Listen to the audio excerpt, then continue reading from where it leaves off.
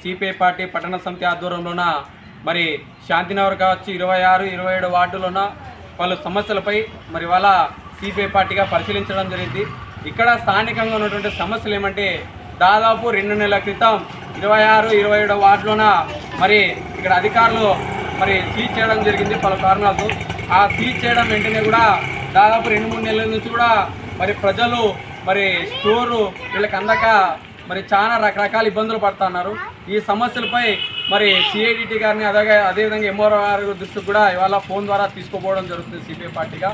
మరి ఈ ప్రజల సమస్యలు ఏంటంటే ఇక్కడ స్టోర్ బంద్ చేయడంతోన మరి నీలకంఠేశ్వర స్వామి గుడి కావచ్చు, చికెన్ మార్కెట్ ఏరియా కావచ్చు, మరి రకరకాల ఆత్మకూరు ఏరియా రకరకాల ప్రాంతాల్లోకి వెళ్తున్నారు.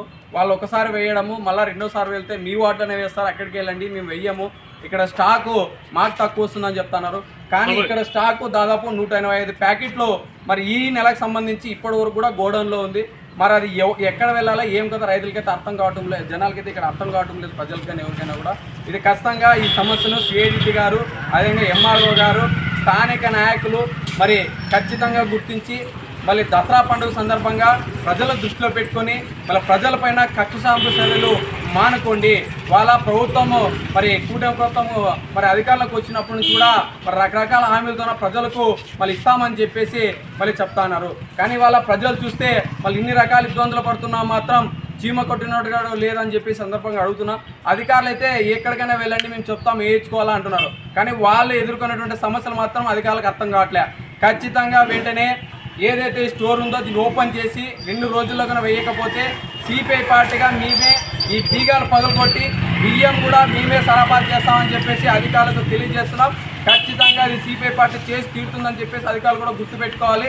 ఈ సమస్యలపైన మరి ఖచ్చితంగా స్టోర్ని రైతులకు అందకపోతే మాత్రము మరి దశల వారి కూడా ఉద్యమాలు పిలిపిస్తామని చెప్పేసి అదేవిధంగా ఎంఆర్ఓ సార్ గారికి సిఐడిటి గారికి కూడా తెలియజేస్తున్నాము. వెంటనే ఇక్కడ ప్రజలకి స్థానికంగా మరి రైస్ని అందజేసే విధంగా స్టోర్ని అందుబాటులోకి తీసుకురావాలా.